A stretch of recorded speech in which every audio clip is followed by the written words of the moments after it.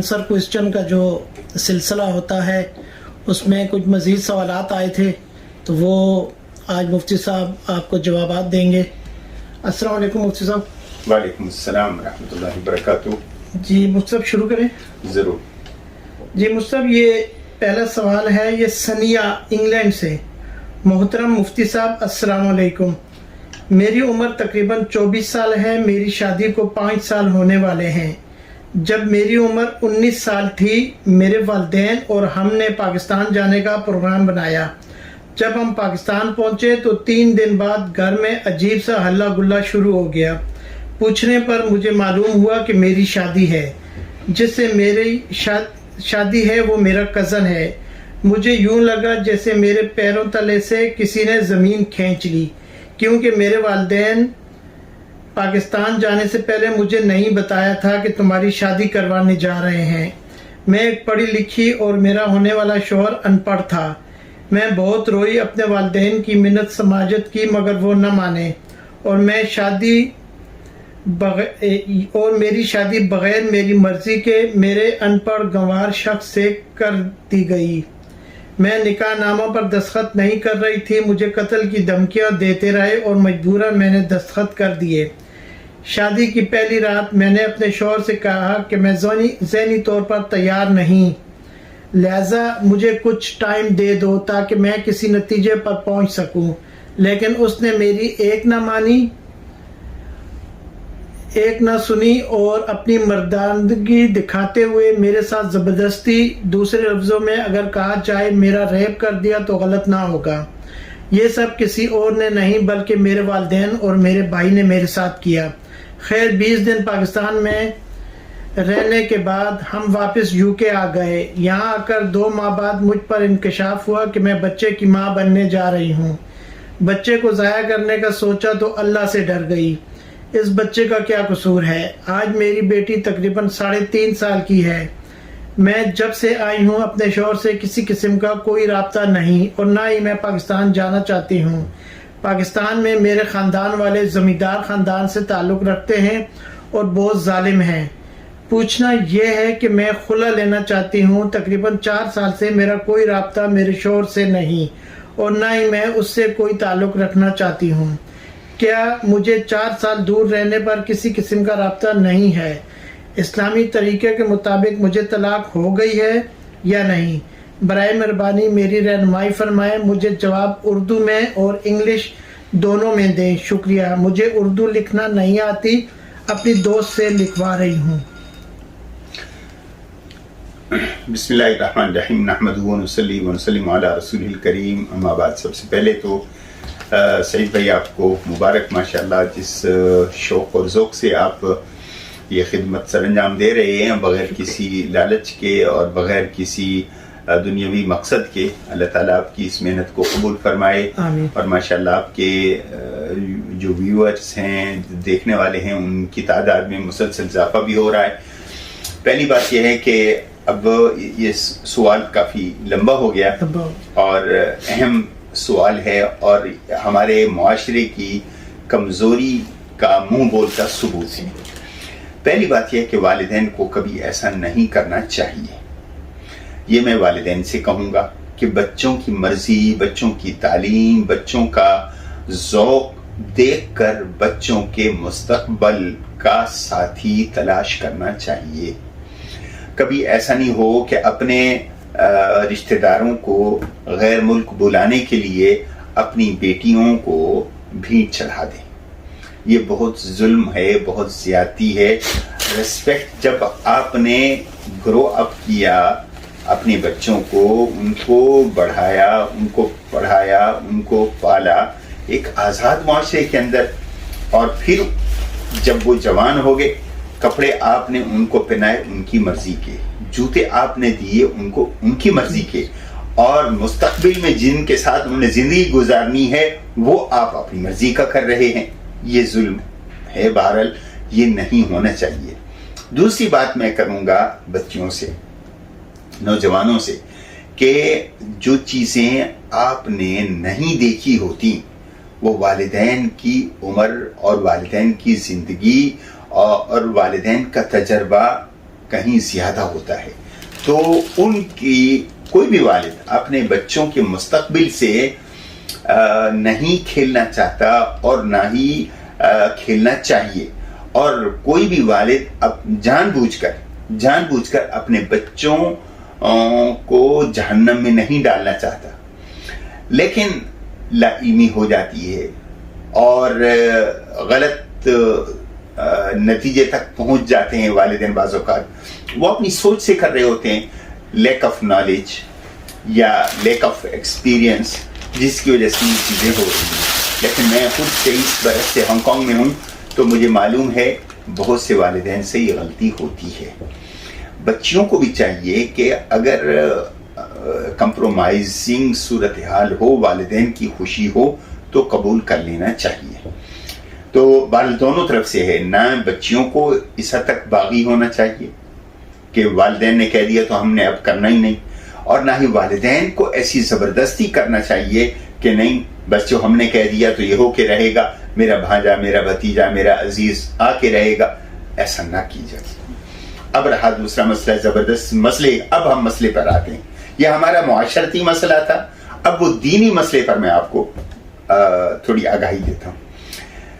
اگر تو اس بچی نے زبان سے ہاں نہیں کی, قتل کی دھمکی سے صرف دستخط کیے ہیں, تو یہ صورت ایسی ہے کہ نکاح پر سوال اٹھ جاتا ہے. اگر زبان سے اس نے مجھے قبول ہے کا لفظ نہیں بولا تھا, صرف دستخط کیے تھے, تو یہ کلیئر کرنے کی ضرورت ہے کہ آیا منہ سے بولا تھا یا نہیں بولا تھا. اگر بول لیا تھا تو پھر تو نکاح ہو گیا, اگر منہ سے نہیں بولا تھا تو پھر کوشچن ہوگا. ٹھیک ہے, تو یہ پھر آپ ساتھ رہیں, اللہ نے بچہ دیا تو آپ آ گئی. اب 4 برس کا عرصہ ہو گیا, تو اس 4 برس کے عرصے میں خامد اس کو چھوڑ نہیں رہا, یہ اس کے ساتھ رہنے کے لیے تیار نہیں. قرآن کہتے ہیں وَلَا تَذَرُوهَا كَالْمُعَلَّقَةِ, کہ تم ان کو لٹکائے نہیں رکھو. اگر آباد نہیں کر سکتے تو ان کو چھوڑ دو. تو اس سلسلے میں مردوں کو چاہیے کہ وہ طلاق دے دیں, اور عورت خلو چاہتی ہے تو خلا کا طریقہ یہ ہے کہ چونکہ پاکستان میں نکاح ہوا ہے, پہلے تو بیچ میں رشتہ داروں کو ڈال کے کوئی اس کو آفر کرے خامد کو کہ حق مہر کو چھوڑ دیتی ہوں اور یہ بینیفٹ آپ کو ہوگا, اب مجھے طلاق دے دو. یہ خود بہت طلاق ہو جائے گی. اگر ڈائریکٹلی مرد نہیں مانتا, شوہر نہیں مانتا, تو پھر عدالت میں چلی جائیں جہاں مسلمان جج ہوگا اور وہ فیصلہ کرے, اور جو وہ فیصلہ کر دے گا اس کے مطابق وہ نکاح فسخ کر دے گا تو آپ الگ ہو جائیں گی. باقی اگر اسی انتظار میں رہیں کہ 4 سال ہو گئے, 5 سال ہو گئے تو نکاح ٹوٹ جائے گا, نکاح اس طرح نہیں ٹوٹتا وقت سے. پہلا, اب ان شارٹ میں کروں گا, اگر منہ سے بولا تھا کہ نہیں بولا تھا یہ آپ کلیئر کریں, اور اگر منہ سے بول لیا تھا تو نکاح ہو گیا, دستخط بھی آپ نے کر دیے. اب یہ نکاح باقی رہے گا, صرف خامد سے الگ رہنے سے نکاح نہیں ٹوٹتا جب تک کہ خامد طلاق نہ دے دے, یا آپ عدالت میں جا کر جہاں مسلمان جج ہو اس سے خلا کی درخواست دے کے آپ کا نکاح ختم نہیں کر دیتا جج. یا یو کے اندر شریعہ کونسلز ہیں, آپ ان کو اپروچ کریں اور وہ پھر خامد سے آپ کے رابطہ کر کے ان سے خط و کتابت کر کے آپ کا رشتہ یا نکاح ختم کروائیں گے. یہ ایک پروسیجر ہے. So in short I would like to say, if someone has been married forcefully, that should not be done. The parents should not throw their children according to their own wishes. Let them to decide, as Allah has given them power to say yes or not. So if Allah has given the power, who are the parents to take this power in their hand? So please let them to exercise their own power and do and help the parents to the children to select the person who are good for the family and for the deen, both. So for the parents, they should be careful in this regard.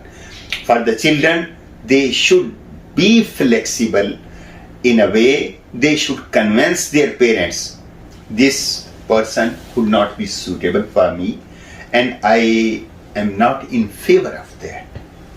Okay, please help me or give me the time to think or understand, whatever.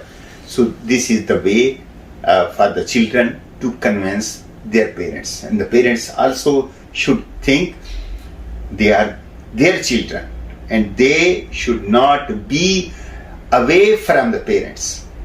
So now in this question, if she has not spoken the word accept or kabul by verbal, then only she has done sign without consent, then nikah is questionable.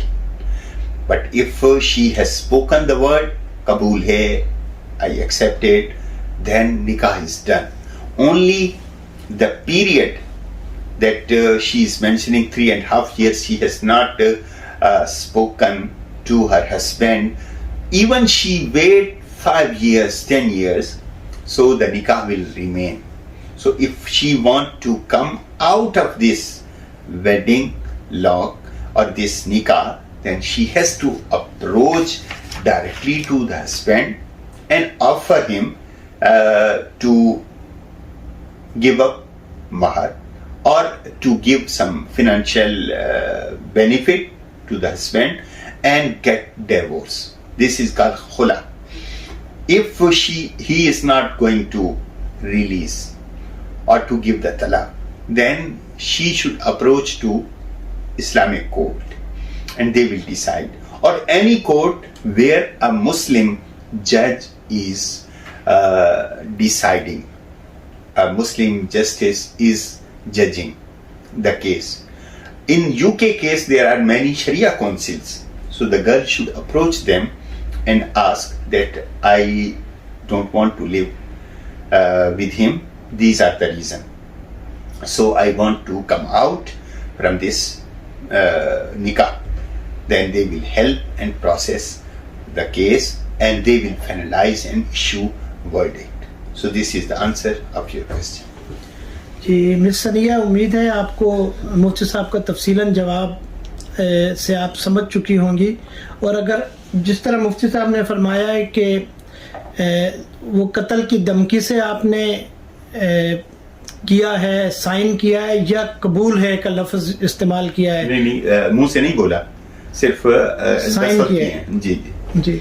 तो आप मुंह से नहीं बोला, सिर्फ sign किए हैं। वो कोई जबरदस्ती करवा रहा था तो फिर उसका और हुक्म है, ठीक, उसका और हुक्म जी। इस बारे में मुझसे बोल लिया कि मुझे कबूल है तो फिर निकाह हो गया जी। इस बारे में आप बता सकती हैं हमें दोबारा? नेक्स्ट प्रोग्राम में हम आपको इसका आंसर दे देंगे जी। मुझसे अगला सवाल है शाजिया कराची से जी। औरतों के लिए परांदा इस्तेमाल करने का क्या हुक्म है? गुंजाइश है, कर सकते हैं, कर सकते, इसमें कोई गुनाह वाली बात नहीं है जी।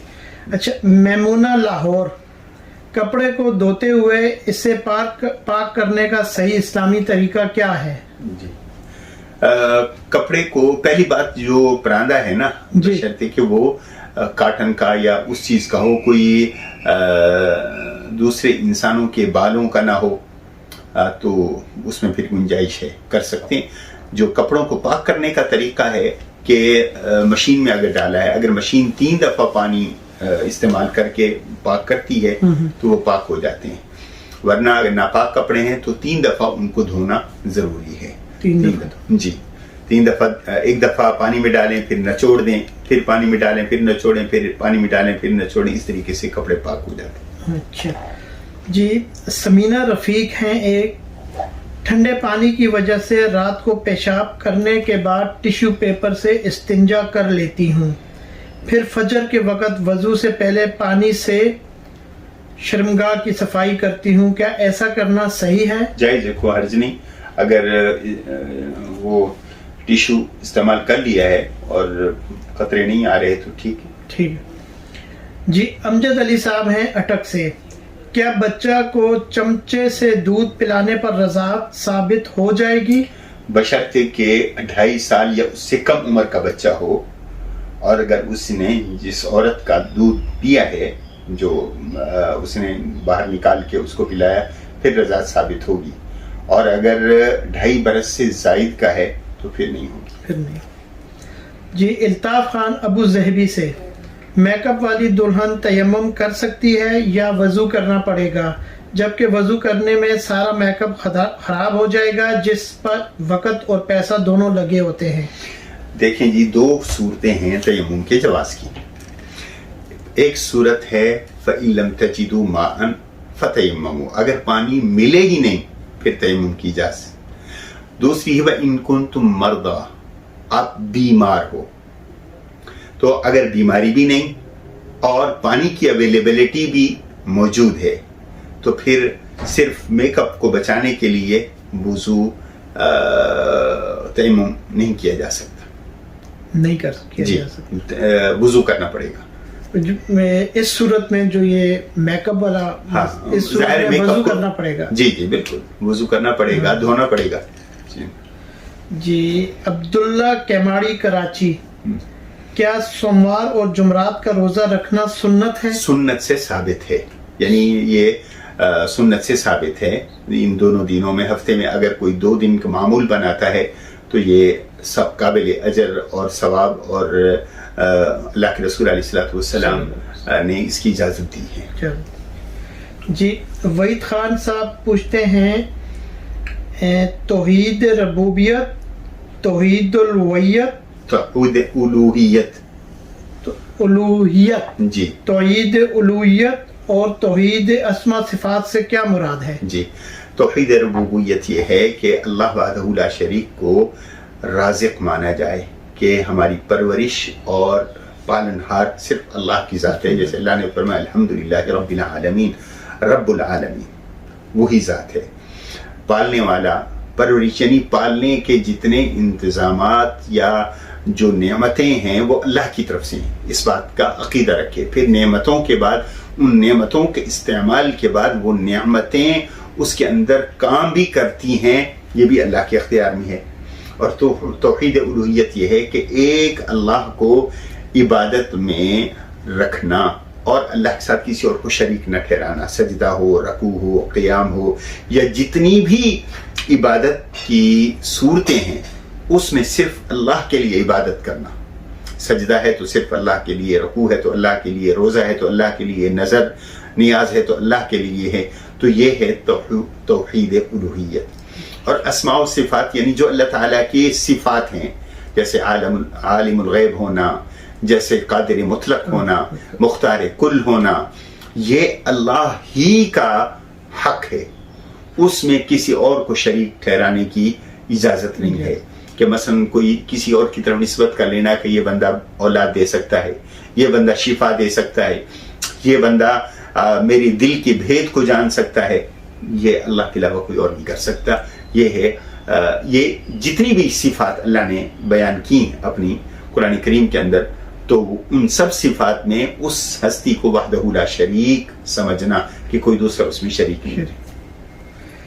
جی محمد ابراہیم صاحب ہیں ملتان سے، ان کا پہلا سوال ہے، میت کو احصال ثواب کے لیے جو ہم حافظ صاحب کو اور بچوں کو قرآن خوانی کے لیے بلاتے ہیں، کیا اس سے میت کو ثواب پہنچتا ہے؟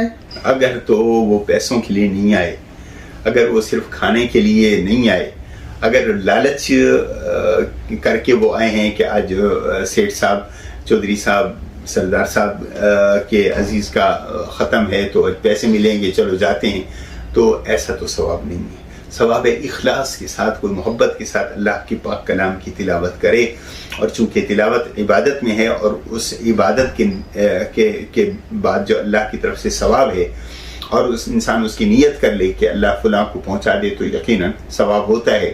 لیکن پروفیشنل انداز سے یہ کام کرنا یا خاص لوگوں کو بلانا جن کا کام ہی یہی ہو، تو وہ ٹھیک نہیں ہے۔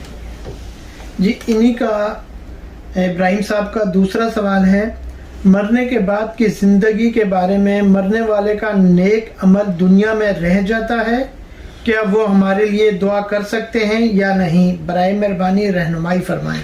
دعا کر سکنے یا نہ کر سکنے کا ان کو نہیں، زندوں کو حکم دیا گیا ہے کہ وہ مرنے والوں کے لیے دعا کریں، حتیٰ کہ اللہ کے رسول علیہ الصلوۃ والسلام کے لیے بھی ہمیں اور آپ کو کہا گیا ہے کہ ہم درود پڑھیں حضور صلی اللہ علیہ وسلم پر۔ اور درود پڑھ کیا ہے؟ وہ اللہ سے رحمت مانگنا ہے۔ اللہم صلی علی محمد صلی اللہ علیہ وسلم، اے اللہ تو رحمتیں بھیج اپنی۔ تو اسی طرح رب ارحمہما کما ربیانی صغیرا، اے ہمارے رب تو ان پر رحم فرما۔ ہاں البتہ شہید کے بارے میں آتا ہے کہ وہ خواہش کرتے ہیں کہ کاش کہ جو نعمتیں اللہ تو نے ہمیں دی ہیں ہمارے ان لوگوں کو پتہ چل جائیں جو ابھی دنیا میں زندہ ہیں کہ کس قدر اللہ تو نے انعام دیا ہے ہمیں، تاکہ وہ بھی اس راہ پر آئیں۔ اس حد تک ہے۔ باقی قیامت کے روز اللہ شفاعت کا موقع دیں گے، جیسے حفاظ قرآن کو یا جیسے انبیاء کرام کو اللہ تعالیٰ شفاعت کا موقع دیں گے۔ وہ شفاعت بھی بنیادی طور پر دعا کی ہی ایک صورت ہے۔ وہ روز قیامت اللہ تعالیٰ احساس ہے اللہ کی طرف سے، وہ اللہ اپنے نیک بندوں کو دیں گے۔ اچھا، ان کا تیسرا سوال ہے، میت کو ایصال ثواب پہنچانے کا اسلامی طریقہ بتائیں۔ بس یہی ہے کہ کوئی ایسا کام میت کے لیے کیا جائے کہ جو اللہ کی مخلوق کو بھی فائدہ پہنچتا رہے اور اللہ کی مخلوق کو فائدے کی صورت میں میت کو اس کا ثواب ملتا رہے۔ مثال کے طور پر کہیں پہ پانی کی ضرورت ہے، کوئی کنواں، کوئی ٹینک لگوا دیا جاتا ہے، تو جب تک اللہ کی مخلوق فائدہ اٹھاتی رہے گی اس کو بھی ثواب۔ کوئی اسکول، کوئی مدرسہ، کوئی مسجد کوئی بنا دی جاتی ہے کہ جس سے اللہ کی مخلوق کو فائدہ پہنچتا رہے، تو اس سے بھی اس کو فائدہ پہنچتا رہتا ہے۔ اس کے لیے ہمیں نیت کرنی پڑے گی کہ کوئی فلاں شخص کے لیے یا جی ظاہر نیت کے ساتھ، مثلا ایک آدمی فوت ہو گیا، اس کے بچے اپنے والد کی ایصال ثواب کی نیت سے کوئی ادارہ قائم کرنا چاہتے ہیں یا کوئی دینی کام یا اللہ کی مخلوق کے فائدے کا کوئی کام کرنا چاہتے ہیں جو جائز ہے، تو اس سے یقیناً اس کو ثواب ملتا رہے گا۔ جی، محمد شبیر صاحب ہیں امریکہ سے۔ محترم مفتی صاحب، میں نے حال ہی میں منی کا کام شروع کیا ہے، یعنی یہاں پر $US لے کے پاکستان روپوں کی واپسی کرتا ہوں۔ دوسرے لفظوں میں اسے منی لانڈرنگ کہا جائے تو بیجا نہ ہوگا۔ برائے مہربانی بتائیں ایسا کام جائز ہے یا ناجائز؟ مسلمان کو جہاں پہ وہ رہ رہا ہو وہاں کے قاعدے اور قانون کو ضرور خیال رکھنا چاہیے، ایسا کام نہ کرے کہ جس سے مسلمان ہونے کی حیثیت سے اسلام پر حرف آئے۔ ٹھیک ہے، تو شرعی مسئلے سے ہٹ کر ایک قانونی مسئلہ ہے، تو قانونی کو شرعی مسئلے میں گڑبڑ نہیں کرنا چاہیے۔ شریعت یہ کہتی ہے کہ اگر آپ جس جگہ رہ رہے ہیں اور وہاں کا قانون شریعت کے اصولوں سے متصادم نہیں ہے تو اس کو فالو کرنا ہوگا جہاں پہ ہم رہ رہے ہیں، اور جہاں کا آئی ڈی لیا، جہاں کی رہائش لی ہے، تو یہ ایک طرح کا معاہدہ ہوتا ہے اس ملک کے آئین اور قانون کے ساتھ کہ ہم پاسداری کریں گے، اس لحاظ سے پاسداری کرنا چاہیے۔ تو شرعی طور پر تو کوئی ممانعت آپ کو یوں نہیں ملے گی کہ جناب شریعت نے یہ کہا ہے ایسا کرو اور یہ شریعت کے برعکس کام ہو رہا ہے، ایسی خلاف شرع نہیں کہیں گے، لیکن شریعت نے جو گائیڈنس دی ہے کہ جہاں پہ جس ملک میں آپ رہ رہے ہو اس ملک کے قاعدے اور قانون کا پاس رکھیں، جو قاعدے اور قانون شریعت کے اصولوں کے متصادم نہیں ہیں تو اس کو اختیار کرنا چاہیے۔ تو میں سمجھتا ہوں کہ اس بات کا خیال رکھنا چاہیے، ایسا کام نہ کریں جو بعد میں مسلمان کے لیے سبکی کا باعث بنے اور اس کا الزام اس کے مذہب پر آئے، تو وہ نہیں کرنا چاہیے۔ جی شبیر صاحب، امید ہے آپ سمجھ گئے ہوں گے مفتی صاحب کا تفصیل سے جواب، اور اسی کے ساتھ مفتی صاحب آج کے ہمارے 10 سوال تقریباً پورے ہو گئے ہیں، اور میں ویورز سے گزارش کروں گا، بہت بہت شکریہ ویورز کہ آپ ہمارے چینل کو پسند کرتے ہیں اور ہمارے چینل کو آپ نے دیکھا، پسند کیا اور سبسکرائب کیا، اور میں نئے آنے والوں کو کہوں گا ہمارے چینل کو لائک کریں, سبسکرائب کریں اور بیل آئیکن کو پریس کریں تاکہ آپ کو ہر نئی آنے والی ویڈیو مل سکے. تو مفتی صاحب اسی کے ساتھ شکریہ. السلام علیکم ورحمۃ اللہ.